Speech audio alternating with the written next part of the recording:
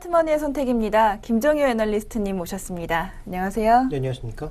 네, 먼저 오늘 시장 오랜만에 또 심리적인 수치라고 할 수도 있지만 2,000선을 넘어섰습니다. 오늘 시장 어떻게 보시나요? 네, 오늘 시장의 특징은 딱 두 가지라고 보시면 될 것 같은데, 첫 번째는 외국인 현물도 긍정적으로 시장에 반응을 하는 요인 중에 하나입니다만, 좀 더 이제 시장에 민감하게 반응하고 있는 것은 외국인 선물입니다. 그러니까 외국인 선물 매수가 강화되는 구간에서 지수가 조금씩 올라가고 있거든요. 그래서 외국인 선물 매매 동향이 결국은 핵심 키다라고 봐야 될 것 같고요. 두 번째로 또 살펴봐야 될 게 뭐냐면 LG그룹주들의 오늘 큰 반등이다. 그래서 LG전자, LG이노텍, LG디스플레이 이런 종목군이 오늘 거래대금도 크게 증가하면서 크게 반등을 보여주고 있다는 거죠. 그래서 종목별로 봤을 때는 전자계열의 삼성전자나 하이닉스도 나쁘지 않지만 LG계열 종목군들의 전반적인 강세가 가장 크게 두각을 나타내고 있는 그런 점이 이제 시장의 특징이라고 볼 수가 있겠고, 두 번째로는 아까 말씀드렸던 대로 외국인 선물 매수가 전체적인 시장을 견인해주고 있는 것이 오늘 시장의 중요한 특징이다. 그래서 종가까지 이런 것들이 크게 변화하지 않는다면 현재 2,000선을 넘고 있는 지수의 강세는 쉽게 밀리지 않을 거다라고 보고 있습니다. 네, 오늘의 강세 쉽게 밀릴 만한 그런 성격의 것은 아니었던 것 같습니다. 그렇다면 본격적으로 글로벌 이슈부터 살펴보도록 하겠습니다. 지난번에 여러 번 이야기 드렸지만 글로벌 M&A 시장 점점 커지고 있습니다.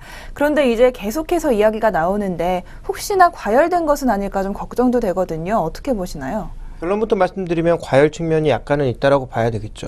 그러니까 최근에는 건수 측면에서도 증가하고 있고요. 그리고 다 아시겠지만 이 M&A는 우호적인 M&A가 있고 적대적인 M&A가 있는데 최근에 적대적인 M&A가 확대되고 있거든요. 그러니까 적대적인 M&A가 확대되고 있다는 것은 그만큼 인수하고자 하는 쪽에서 적극적으로 나서고 있다는 얘기고, 적극적으로 나서고 있다는 얘기는 결국 가격이 비싸도 사겠다라는 얘기죠.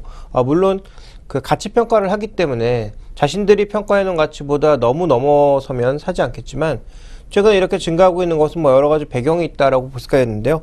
배경의 가장 첫 번째는 결국은 경기 회복 기대감 이런 것들이 반영이 되면서 M&A를 하는 거죠. 그러니까 사업을 바보가 아닌 이상 앞으로 경기가 나빠질 것인데 넓히진 않지 않겠습니까? 그래서 경기가 어느 정도 이제 안정세에 접어들고 있다라는 판단을 하고 있기 때문에 아마도 M&A가 늘고 있다라고 좀 볼 수 있는 것 같고요. 그 다음에 이제 ECB에서도 보여주었습니다만 경기가 나빠질만 하면 무언가 대책이 계속 나온다라는 거죠. 그러니까 경기를 살리기 위한 금융대책은 아직 끝나지 않았다라는 정책 기대감, 이런 것들이 기본적인 배경에 깔려 있고요. 그 다음에 금리가 워낙 낮기 때문에 현재 구간에서는 이런 자산 투자가 늘어날 수밖에 없다. 근데 그동안 기업들이 보유하고 있는 현금을 가지고 어떠한 자산 투자를 했냐면 굉장히 보수적인 자산 투자를 했거든요. 대표적으로 이제 얘기될 수 있는 게 자사주 매입, 그다음 배당 이런 것들로 이제 돈을 썼다면, 이제 이런 걸로 돈을 쓰지 않고 우리가 배당도 주고 그거 하는 것보단 차라리 어떤 기업을 사서 인수하는 게 좀 더 좋은 그런 결과물을 장기적으로 낳을 것이다. 이렇게 좀 예상을 하고 있는 것 같습니다. 그러다 보니까 앞으로 추가적으로 이 M&A는 더 늘지 않을까라고 판단을 하고 있는 것이고요. 그래서 M&A의 전체적인 배경은 저금리, 그리고 경기에 대한 기대감, 정책 기대감 이런 것들이 골고루 반영돼서 나타나는 현상이라고 좀 봐야 될 것 같습니다. 네, M&A 증가 이유 이렇게 알아봤는데 초반에 말씀을 해주셨다시피 과열 양상이 조금은 보인다 이렇게 말씀을 하셨거든요. 좀 이런 건 걱정하지 않아도 될까요?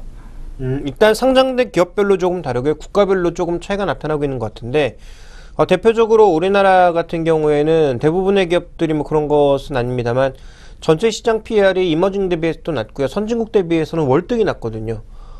이런 측면에서 보자면 분명히 우리 시장은 좀 저평가되어 있다고 볼 수 있겠지만 현재 일부 이머징 마켓이라든지, 그러니까 인도 같은 시장이요.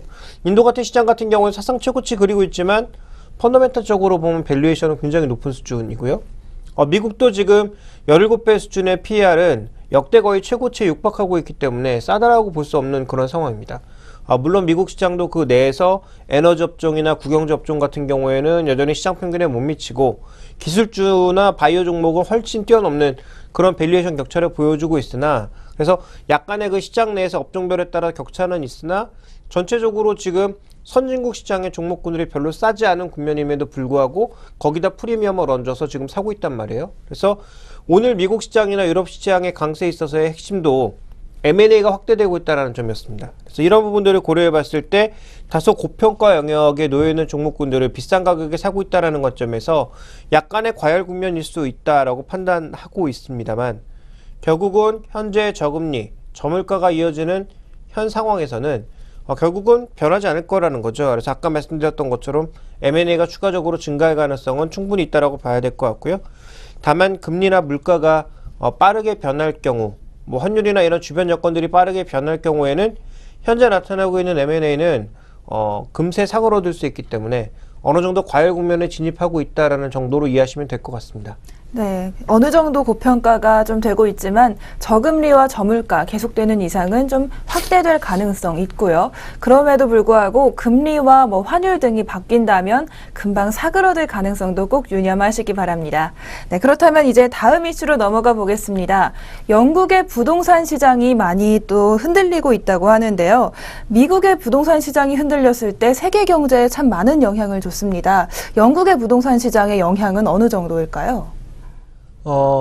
영국의 부동산 시장 영향은 일단 미국만큼 크진 않겠지만 미국만큼 영국도 금융의 중심지 아니겠습니까? 그래서 지금 전 세계 금융시장의 노른자위 가장 핵심은 뭐 뉴욕이라고 보여지지만 여전히 금속거래 시장, 그 다음에 외환시장, 금리 시장, 금리 선물 시장 같은 경우에는 영국이 또 중심이 되고 있거든요. 그러니까 과거에는 영국이 중심이었지만 이제 그 금융시장의 중심의 상당수가 미국으로 옮겨졌음에도 불구하고 여전히 LME와 같은 그 런던 메탈 익스체인지 같은 쪽은 여전히 영국에서 잡고 있기 때문에 영국 시장도 굉장히 중요합니다. 그러니까 영국 시장의 금리가 흔들리고 영국 시장에서 만약에 부동산 시장이 크게 위축된다면 그것은 글로벌 시장에 미치는 영향이 분명히 있다라고 봐야 될 것 같고요. 먼저 지금 준비된 그림을 보시면 제가 최근 자료를 구하지 못해서 작년 여름 자료를 가져왔는데요. 영국의 지금 부동산 가격이 폭등하고 있는데 지역별로 격차가 나타나고 있습니다. 런던 지역만 폭등하고 있거든요. 그 나머지 지역은 거의 뭐 완만한 상황들. 그래서 이 격차가 나타나다가 최근 어떻게 진행되고 있냐면 이런 식으로 점점 상승률이 떨어지는, 가격이 이제 서서히 떨어지는 그런 모습을 나타내고 있습니다. 오늘 이것 때문에 이제 기사가 나온 것인데요. 최근에 이제 더 이상 극한대를 모르고 오르던 부동산 떨어지는 것을 보고 외신 제목이 영원히 오르는 것은 없다, 뭐 이렇게 얘기가 나왔는데, 이 영국의 지금 부동산 가격이 무너지는 것이 왜 문제냐 좀 살펴봐야 될 것 같습니다. 자, 지금 보시면 영국의 GDP 성장률과 규모 측면에서 봤을 때 최근의 성장률은 이제 충격이 나타나기 이전 수준까지 회복을 한 상황이고요. 그 다음 지금 절대 규모로 놓고 봤을 때도 2008년도에 충격을 받고 나서 완만하게 회복되면서 이제 거의 회복을 했거든요. 고점 대비 0.6% 밖에 차이가 안 나고 있습니다. 그러니까 이런 관점에서 본다면 분명히 영국 경제 회복이 되었는데, 부문별로 어디가 회복됐나를 쫙 살펴봤더니 건축 부분이 굉장히 많이 회복을 불러일으켰고요. 그 다음에 회복을 불러일으킨 것이 그다음에 내수 쪽, 이런 부분들이 많이 회복이 됐고, 그 다음에 또 살펴봐야 될 게 금융 쪽이 많이 회복이 됐습니다.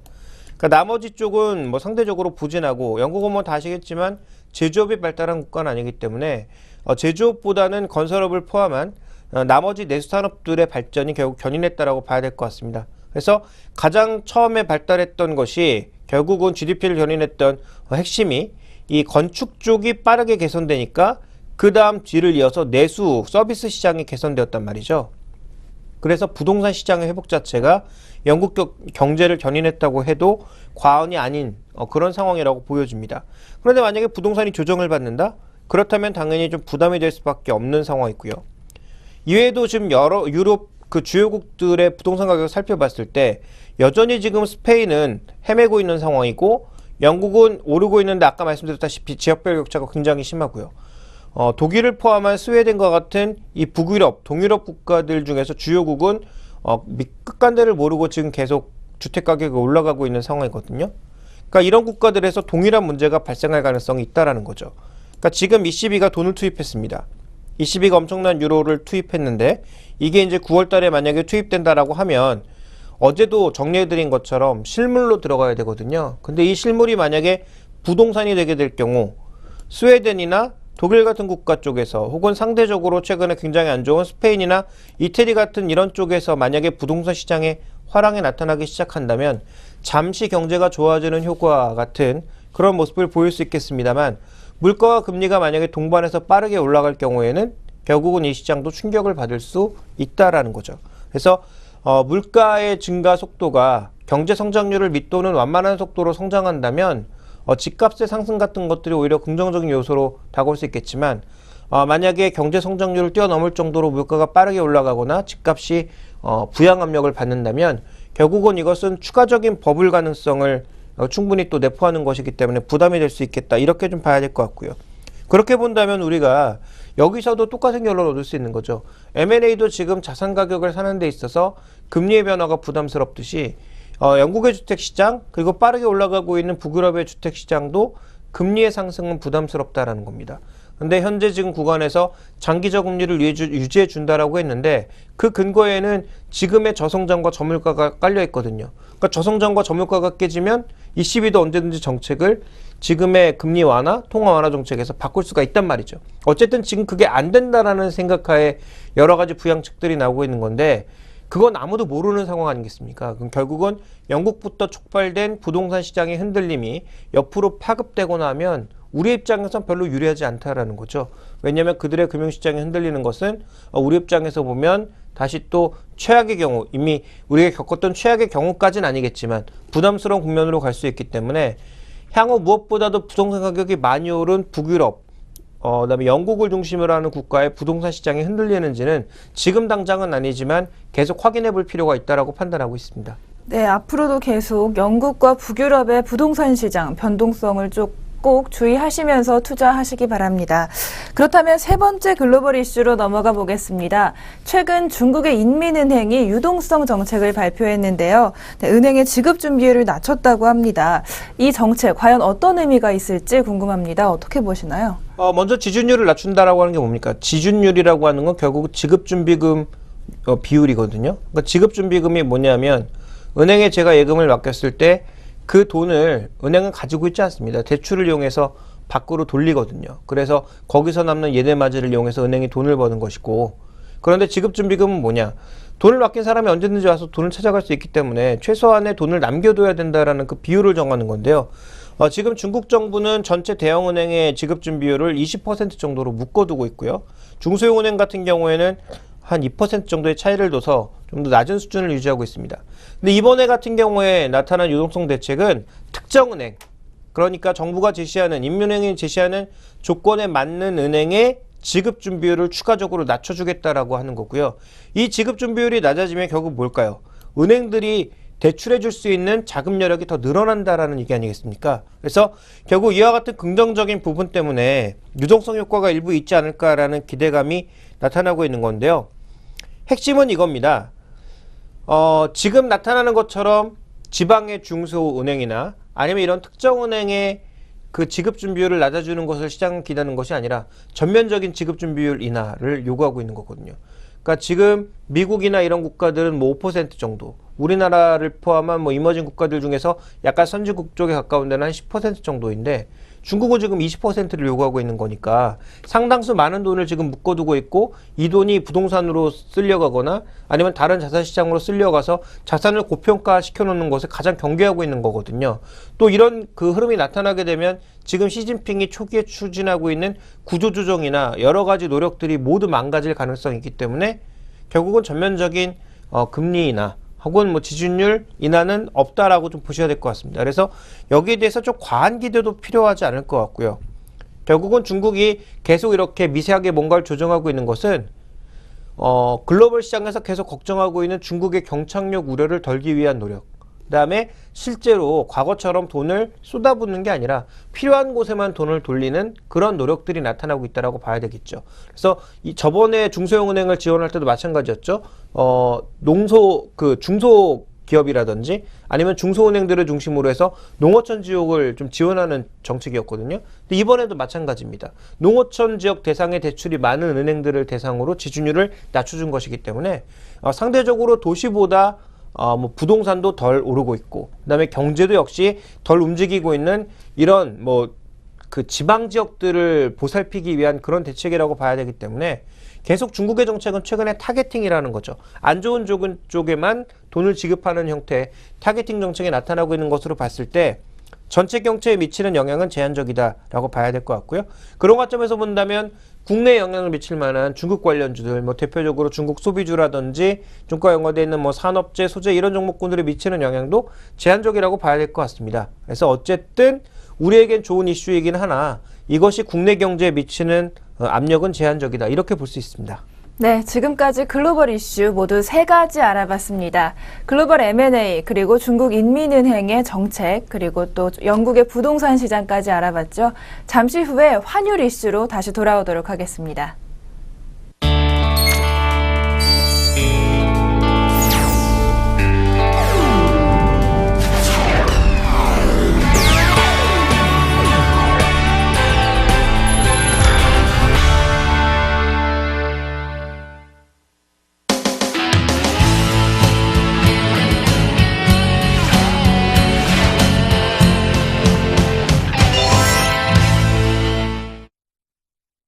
네, 두 번째 이슈는 바로 환율 이슈입니다. 바로 어제 1,020원까지 내려간 원달러 환율 참 많이 소식도 들으셨을 텐데요.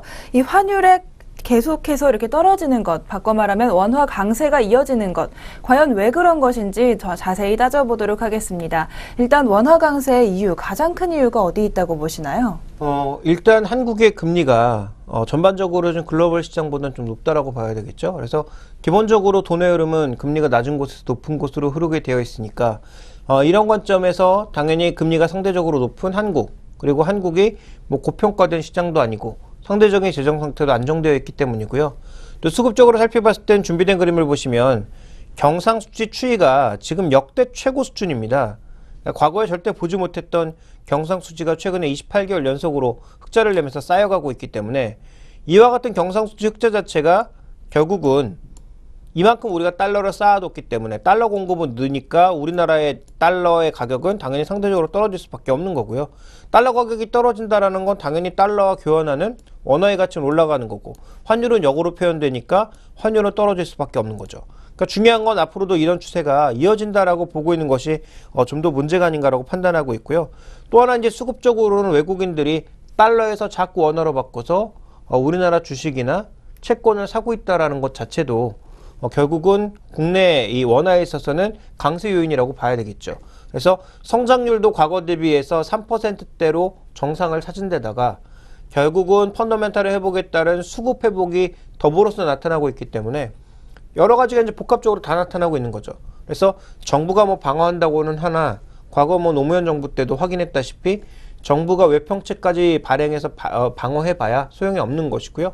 또 이명박 정부 때도 마찬가지였지만 강만수 장관이 그때 또 정책 실기를 하면서 그 기업들을 위해서 고환율 정책을 써야 된다라는 것도 결국은 시장에서 하나도 먹히지 않았거든요. 그러니까 잠깐 반응은 했지만 결국은 시장의 힘을 이길 수는 없었다. 그래서 정부가 아무리 지금 환율을 방어해주겠다고 입으로 떠들어 봐야 지금 아무 도움이 안 되는 상황이거든요. 그러니까 이런 펀더멘탈 상황을 놓고 봤을 때는 원화의 강세는 현재 여러 가지 요인으로 인해서 수급적인 요인, 펀더멘탈적인 요인으로 인해서 쉽사리 멈춰지진 않을 것 같다라고 봐야 될 것 같습니다. 네, 원화 강세의 여러 가지 요인을 말씀을 해주셨는데요. 그중에 경상수지가 흑자이기 때문에 달러가 쌓여있다 이런 말씀도 해주셨습니다. 그런데 그렇다면 달러 이외의 다른 통화와 비교하자면 좀 우리 원화가 좀 강세가 심한 편인가요? 지금 뭐 중국 같은 경우에도 최근에 무역 수지가 다시 개선되고 있는 상황이고요. 일본도 계속 적자에 빠져 있다가 약간 개선되는 모습인데 그런데 지금 그 우리나라의 원화는 그 어떤 통화와 비교해 봤을 때도 강세를 나타내고 있습니다. 이게 이제 지금 부담 요인이 되고 있는 거죠. 준비된 그림을 보시면 원달러뿐만 아니라 원 100엔 환율도 현재 빠르게 내려가면서 1,000원대 아래로 내려간 상황이고요. 그래서 어저께도 잠깐 말씀드렸습니다만 이게 1,000원 아래에서 고착되면 좀 골치 아픈 상황이 되는 거고 그 다음에 원 위안 환율 자체도 최근에 계속 아래로 내려가면서 중국의 위안화 대비해서도 강세, 달러나 엔화 대비해서도 강세. 그런데 이 3개국이 모두 수출입 모두 따져보면 다 1, 2, 3이거든요. 그러니까 수출 기준으로 봤을 때 중국 1위, 그 다음에 미국 2위, 일본이 뭐 한 3, 4위 정도 될 것 같고요. 반대로 역으로 뒤집어서 수입 측면에서 봤을 때도 뭐 일본, 그 다음에 뭐 미국, 그 다음에 일본 같은 이런 나라들 전체적으로 다 우리나라랑 무역의 관계가 높은 나라들입니다. 근데 이렇게 원화가 독보적으로 강세를 보이고 있으면 아무래도 수출업체 입장에서는 조금 곤혹스러울 수밖에 없는 상황이다라고 봐야 될 것 같습니다. 한국이 아주 절대적인 우위를 차지하고 있는 뭐 일부 디스플레이나 일부 반도체 같은 경우에는 이런 환율의 영향을 덜 받겠지만 대체품이 충분히 가능한 그런 상품들은 가격 압력이 높아지게 되면 당연히 다른 상품들로 돌릴 수밖에 없거든요. 그래서 현재 분명히 수출 쪽에는 부담을 받을 만한 그런 요인들이 나타나고 있다고 봐야 될 것 같고요. 또 하나 우리나라 지금 중국 관광객이 찾아오는 게 가장 큰 관광 수입 중에 하나인데 중국 관광객 입장에서도 계속 이런 식으로 환율이 가버리면 위안화 대비해서 원화가 강세를 보여주면 결국 우리나라 오는 게 좀 부담스러울 수 있는 거죠. 뭐 정말 우리나라의 목적을 갖고 찾아오는 사람들이야 뭐 크게 변하지 않겠습니다만 그냥 관광 목적으로 찾아오는 사람들은 한 번 정도 다녀갔다면 오히려 다른 국가 뭐 일본이 됐든 대만이 됐든 동남아가 되었든 주변 국가로 방향을 돌릴 수도 있는 거죠. 실제로 우리나라에 뭐 특별한 관광 자원이 그렇게 많지 않다라는 것도 또 고려를 해봐야 될 것 같고요. 그런 관점에서 이제 지금 부담이 되는 요인들이 분명히 나타나고 있고 이러한 요인들이 실적으로 만약에 2분기에 확인이 된다면 아마도 환율과 관련된 시장 전체적인 변동성은 조금 더 커질 가능성은 충분히 대비해야 되지 않나라고 보고 있습니다. 네, 환율이 이렇게 계속해서 낮아질 가능성, 좀 계속해서 좀 어느 정도 좀 높다 이렇게 말씀을 해주셨는데 그렇다면 앞으로 시장의 방향성을 좀 보기 위해서 우리가 주목해야 할 점은 어디에 있을까요? 그나마 이제 원화 강세를 막을 수 있는 단 한 가지 요인은 뭐냐면 우리도 금리를 낮추거나 낮춘다라는 뉘앙스를 주면 됩니다. 그러니까 우리가 지금 뭐 영국 아니 뭐 유럽이라든지 이런 데처럼 금융시장이 엄청나게 망가져 있기 때문에 지금 한국은행이 나서서 뭐 자산 매입을 해줄 정도로 그렇게 안 좋은 상황은 아니지 않습니까? 그렇게 본다면 우리에게 지금 그나마 원화의 강세를 막아줄 수 있는 단 한 가지 요인은 금리. 그래서 금리를 조정해 주는 것입니다. 그런데 얼마 전까지 한국은행 스탠스는 뭐였냐? 오히려 금리를 올리겠다였거든요. 그러니까 향후 물가 상승 압력을 보고 그 선제적인 대응을 하겠다라는 쪽으로 금리를 내리는 게 아니라 오히려 올리는 쪽. 그래서 경제학자들 중에 일부 또 주식하는 사람들 중에 일부는 엄청나게 한국은행에 대한 불만을 토로하는 사람들이 많은데요. 결론적으로는 누가 맞을지는 뭐 지나봐야 확인되는 것이겠습니다만 한국은행이 그동안의 고집을 조금 꺾고 현재 어차피 물가도 조금 안정적이니까 그리고 또 이렇게 원화가 강세를 보인다면 수입 물가는 더더욱 안정세를 보이겠죠. 그러니까 이런 상황에서 굳이 고집을 피울 필요는 없다. 그래서 준비된 그림을 보시면 기준금리와 소비자 물가의 갭이 조금씩 벌어지고 있는 상황인데 이 상황에서 약간은 금리를 내려둬도 상관없다. 뭐 물론 물가가 빠르게 치고 올라온다면 다시 이제 금리를 올려도 되겠습니다만 지금 그런 상황은 아니니까 어느 정도의 정책 스탠스를 바꿔주는 모습만 보인다고 하더라도 원화 환율의 하락 브레이크가 걸릴 수 있는 거죠. 그래서 지금은 필요한 것은 절대 레벨에 대한 움직임보다는 브레이크를 걸 수 있는 모멘텀이 필요하다라는 것입니다. 그래서 이번 금통위가 아마 이번 주에 있는데 이번 금통위를 기점으로 해서 한은의 뭐 정책 결정까지는 바라지도 않고요. 스탠스 정도만 중립적으로 돌아선다고 하더라도 어느 정도의 원화의 그 하락 브레이크를 걸 수 있는 그런 모습이 나타나지 않을까라고 판단하고 있어서 이런 부분이 아마 환율에는 일시적인 트리거가 되지 않을까라고 보고 있고요. 장기적으로는 현재 계속 쌓이고 있는 이 경상수지 흑자가 과연 어디까지 이어질 것인지를 확인해 보는 게 좀 더 좋을 것 같습니다. 네, 환율의 가장 중요한 것, 금리, 즉 금리를 좀 결정하는 한국은행의 스탠스, 그리고 경상수지 흑자라는 말씀으로 요약을 해볼 수가 있겠습니다. 저희 두 번째 이슈까지 알아봤고요. 잠시 후 동방박사의 종목 신호등 시간 이후에 세 번째 이슈로 돌아오겠습니다.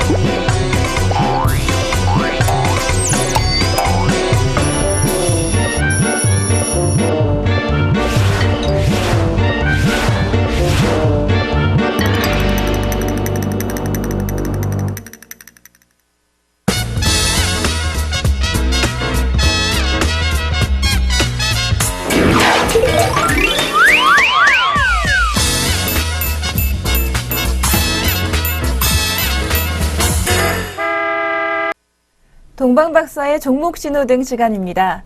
가지고 계신 종목이나 사고 싶으신 종목에 고민이 있으신 분들 리츠맵 홈페이지에 고민 상담 올려주시면 동방박사 최병훈 전문가님께서 상담과 함께 초록불 빨간불에 신호등을 켜주실 텐데요.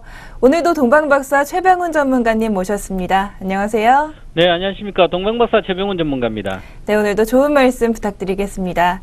네, 첫 번째 종목부터 질문을 드리겠습니다. 먼저 롯데케미칼인데요. 롯데케미칼 시청자분께서 16만 5천 원에 20% 매수하셨다고 합니다. 그런데 지금 주가가 얼마까지 갈지 매매 전략이나 투자 포인트를 알고 싶습니다. 이렇게 말씀을 해주셨는데요. 롯데케미칼 어떻게 보시나요? 네, 아마 16만 5천 원 가격을 보니까 한 달이나 최근에 사신 것 같은데요. 최근에 뭐 장이 안 좋은데, 만약에 소형주를 했으면 많이 손실을 봤을 텐데, 이 대형주를 가지고 있어서 현재 수익 중이니까 축하드리고요. 이 롯데케미칼은 오늘도 어제 이어서 계속 1% 이상의 급등을 좀 상승을 하고 있는데, 이 상승하는 이유가 있죠. 주가는 항상 어떤 단기적으로 상승인데 중장기로 할 때는 어떤 모멘텀이 좀 있어야 되죠. 그래서 물론 실적이 꾸준히 좋다면 꾸준히 올라가겠지만 실적에 대한 우려가 있었기 때문에 주가가 이렇게 많이 빠졌었습니다. 23만 원대에서 올 작년 12월부터 지금까지 주가가 빠졌었죠. 그런데 지금 최근 들어서 주가가 더 이상 빠지지 않고 여기서 바닥을 끊고 상승 중에 있습니다. 지금 그래서 이 상승 중에 있는 이유가 있어야 되죠. 그래서 이 모멘텀이 뭘까 한번 보게 되면 한번 투자 포인트를 먼저 한번 보겠습니다. 최근에 어저께 이제 시장에서 어제부터 롯데케미칼 올랐는데요. 유로존의 경기 금리 인하로서 경기 부양에 대한 기대감이 있는 상태에서 그런 모멘텀이 작용을 했죠. 이 롯데케미칼의 가장 중요한 것은 이 롯데케미칼 회사는 폴리에스터 계열과 그다음에 범용 합성 수지 있죠. 이쪽에 주력 제품으로 생산하는데 이 순수화학 업종입니다. 그래서 순수화학 업종이기 때문에 이 석유화학 경기에 아주 민감하게 반응하고 있고요. 또한 실적이 석유화학 경기 반등 시에는 실적도 빠르게 회복이 됩니다. 그래서 최근 들어 지금까지 화학 시황이 상당히 부진 중이었죠. 그래가지고 주가도 못 간 상태고요. 계속 주가도 부진했습니다. 다른 주식보다도.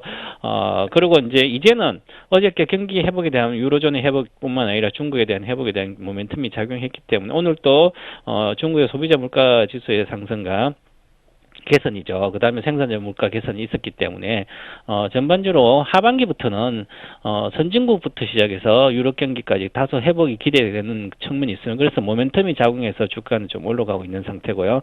근데 과연 실적이 2분기부터는 어떨까 보면 중국 면화 제고라든지 이런 축소 정책이 이어지고 있기 때문에 MEG 가격 전망이 하향으로 지금 조정돼 있습니다. 그래서 매출액은 늘지 않는 정체 현상이 좀 될 것 같고요. 그래서 2분기에 영업이익은 1분기는 보다는 확실히 좋아집니다. 좋아지는데 그렇게 큰 폭의 조정보다는 지금까지 화학 시황이 좀 부진하고 이어집니다. 지금까지. 그래서 2분기도 소폭 개선을 보이고 3분기부터는 본격 개선이 되지 않겠나. 그래서 현재 상태는 주가가 바닥에서 턴하고 있어서 너무 우려하지 않고 싸게 잘 샀으니까 쭉 들고 가면 좋지 않겠나 그렇게 보여집니다. 그리고 한번 차트를 보게 되면 주봉 차트를 이렇게 보면 거의 바닥권에 놓여 있습니다. 주봉 차트라는 것은 뭐 주 기준으로 해서 차트를 보시면 자 이렇게 상승 중이다가 최근에 이렇게 계속 빠졌죠. 12월부터 빠져가지고 지금 바닥권에 있기 때문에 그리고 스토캐스도 상승 중이고요. 바닥 이제 드디어 오늘 이번 주에 반등을 하기 시작했습니다. 그래서 이 주식 한번 반등하면 반등이 크게 나옵니다. 이렇게. 그래서 이번에도 이 하늘색 선까지 좀 반등을 하지 않을까 이렇게 보이고요. 전반적으로 바닥권이기 때문에 우려하지 않고 들고 가도 되고요. 그래서 목표가를 1차적인 목표가를 18만 3천 원 정도 중심선까지 보시면 돼요. 주봉상으로. 그리고 2차적인 목표가 19만 3천 원. 이게 아주 중요한 단가입니다. 그렇게 19만 3천까지 보시고요. 손절가는 아주 기억하셔야 경기 민감주이기 때문에 경기가 나빠지면 다시 하락하겠죠. 그래서 손절가는 반드시 기억하시기 바랍니다. 16만 6천 원입니다. 네, 바닥에서 이제 돌아서기 시작한 롯데케미칼 종목 신호등은 어떤 불인가요? 네, 초록 신호등 켜드리겠습니다. 지금 이제 모멘텀이 발생했기 때문에 잘 가져가도 된다. 지금도 매수할 구간이고요. 네. 네, 롯데케미칼 매수 추천해 주시는 초록 신호등 켜주셨습니다. 다음 종목 한번 살펴보겠습니다. 현대제철인데요. 시청자분께서 바로 오늘 매수하셨다고 하네요. 오늘 7만 원에 50% 매수하셨는데 잘한 것인지 모르겠습니다. 이렇게 올려주셨습니다. 목표가를 9만 원을 보고 사셨는데 가능할까요? 이렇게 올려주셨는데 현대제철 어떻게 보시나요? 네, 현대제철 잘 사신 것 같습니다. 오늘 정도에 사셨으면 손실이 나지 않고 계속 이익 난 상태에 좀 들고 갈 수 있지 않겠나. 좀 전에 이제 화학주 롯데케미칼 이야기했듯이 같은 구조입니다. 바닥에서 턴하는 구조, 그리고 경기 회복에 대한 기대감이 살아있기 때문에, 모멘텀이 발생했기 때문에 어느 정도 사서 이제는 매물대로, 이게 파란색 막대가 매물대를 다 돌파해서 이제 처음으로 뜨고 있죠. 이렇게 뜨고 있기 때문에 주가란 자체는 이제 시작을 하고 있다. 그래서 다시 하늘선을 유지해주면 쭉 들고 가면 되지 않을까, 그렇게 보이고요. 전반적으로 이 회사가 오늘 이렇게 2%대 상승하는 이유는, 물론 이제 실적이 좋아져야 되겠죠. 근데 1분기 실적이 생각보다 컨센서스를 부합을 했고요. 2분기부터 이제 실적이 또 좀 더 개선될 걸로 보이는데, 본격적인 건 하반기 개선될 걸로 보입니다. 그래서 어떤 투자 포인트를 먼저 한번 보게 되면 철강 수요가 부진이 지속됐기 때문에, 그래서 중국과 경쟁이 있는 중국 쪽의 경기 회복이 확실하게 일어나지 않고 있고요. 부동산 가격도 하락하고 있어서 철강 수요가 계속 부진한 상태였습니다. 그 상태에서 원재료 가격이 많이 하락했기 때문에 제품 가격도 하락하는 그런 측면에 왔었는데, 이제는 하락 안정세가 이어지고 있어서 가격이 그렇게 철강이 하락하진 않을 것이다, 이렇게 보고 있고요. 그 다음에 이제 하반기 특히 자동차 강판이 가격 인상이 기대감이 있습니다. 그런 측면, 호재적인 측면이 있고, 그 다음에 판재 부분이 매출 및 이익 성장이 확대되고 있어서 이 부분에서 안정적인 수익이 나오고 있습니다. 그리고 냉연 강판 쪽에서 이제 현대 하이소켓에서 인수한 냉연 쪽에서도 1분기부터 실적이 매출이 인식되고 있고 2분기부터 인식되고 있어. 이쪽에서 어느 정도의 수익이 나오고 있기 때문에 이제 흑자전을 하면서, 그래서 전반적으로 수익은 개선될 것이다, 이렇게 보이고요. 올해 영업이익률은 1분기 6.1%였는데 2분기는 6.8%, 3분기는 한 7%대 뭐 이렇게 성장할 거로 보입니다. 그래서 영업이익률도 좀 더 확실하게 마진이 좀 넓혀가는 그런 쪽으로 볼 수 있기 때문에 이제 실적 개선이 시작됐다. 그래서 경기에 대한 우려만 없다면 쭉 들고 가셔도 될 것 같다. 그래서 한번 목표가는 한번 제시해 보도록 하겠습니다. 차트를 보면서. 자, 일봉 차트를 보면 이제 반등을 하고 있는데요. 주봉 차트를 보게 되면 이제 시작해요. 중심선 같죠, 그죠? 그래서 여기서 목표가 여기까지 보시면 되고요. 그래서 78,000원 정도까지를 목표가를 보면 되고요. 손절가는 반드시 기억하셔야 됩니다. 아무리 그렇더라도 다시 바닥은 붕괴하면 안 되겠죠. 그래서 손절가는 68,000원입니다. 68,000원. 물론 단기적으로 오늘 71,000원까지 7만 사서 71,000원 왔으면 오늘 수익인데요.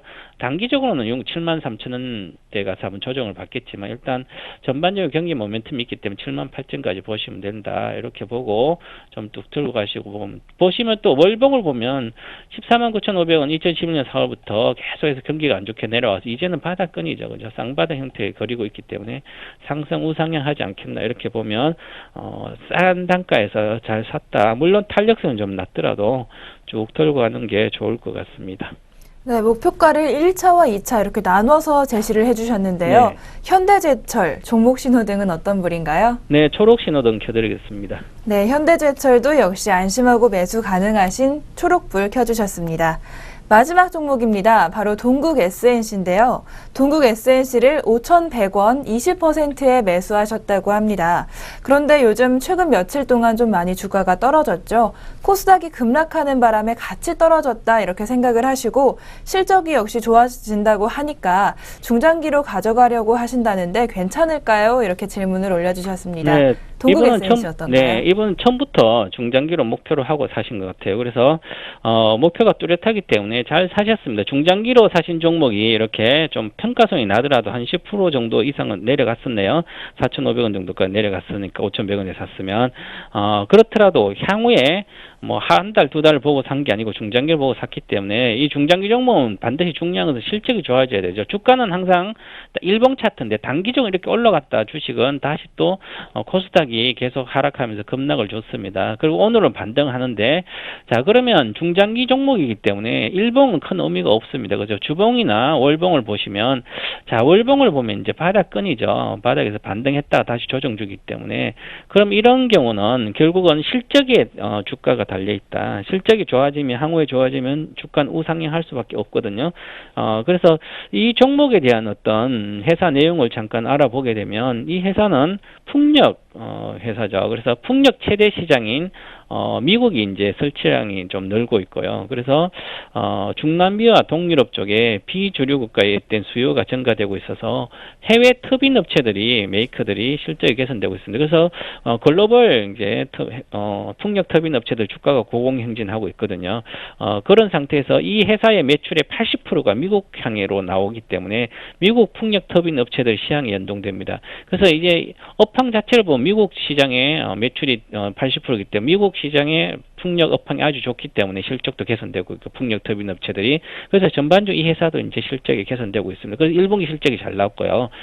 그래서 전반적으로 이렇게 보면 해외 쪽에서 매출에 대한 이제 확대가 되면서 실적도 좋아지고 업황 자체도 좋아지고 정책적인 제도적인 거로도 좋아지고 있습니다. 그러면 결국은 이 회사 주가는 우상향할 수밖에 없다. 1분기 실적 잘 나왔듯이 2분기, 3분기에서 추세적으로 잘 나왔고 향후 2, 3년 동안은 실적 우려 없이 아주 크게 좀 성장하지 않겠나 그런 측면으로 말씀을 드리겠습니다. 그래서 물론 주가는 최근 들어 5,790원 갔다가 많이 빠졌다가 지금 오늘은 반등하고 있는데요. 오늘 전반적으로는 코스닥이 7포인트 오르면서 같이 오르고 있습니다. 그래서 현재 상태는 잘 갖고 있다가 오히려 비중이 적으면 비중이 적다고 뭐 한 20% 추가적인 10% 비중을 추가해서 단가 낮추고 해서 나중에 이익이 나서 또 비중을 좀 줄인다든지 그런 식으로 물타기해도 되는 단가고요. 그래서 쭉 들고 가시면 수익이 좀 크게 나지 않을까 그렇게 보여지고요.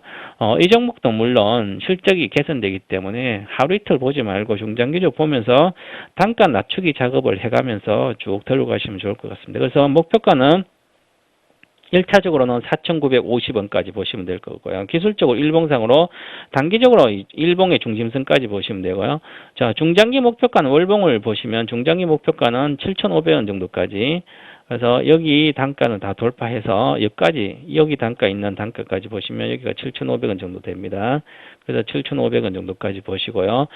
손절가는 최근의 손절가 최저가인 4,400원까지 말씀을 드리도록 하겠습니다. 네, 시청자분 말씀해 주신 것처럼 실적이 좋아질 예상이 되고 있는 동국 SNC, 동국 SNC의 종목 신호등은 어떤 불인가요? 네, 초록 신호등 켜드리고요. 걱정하지 말고 들고 가시라 이런 말씀 드리겠습니다. 네, 걱정 안 하시고 중장기로 들고 가셔도 되는 초록불 켜주셨습니다. 오늘 종목 신호등 동방박사의 최병훈 전문가님 고맙습니다. 감사합니다. 네, 지금까지 동방박사의 종목 신호등 시간이었습니다.